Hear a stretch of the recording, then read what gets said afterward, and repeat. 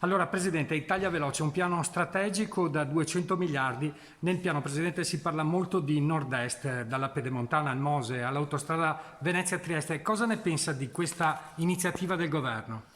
Ma guardi, io non voglio fare il bastian contrario, però le dico che la pedemontana abbia sbloccata noi e sarà realizzata e ultimata entro i primi mesi, io spero, del 2021. Così vale per il Mose, che non è un'opera nostra, è un'opera del governo, ma mi risulta che da qui alle prossime ore si vada a una sorta di inaugurazione, ovvero venerdì prossimo.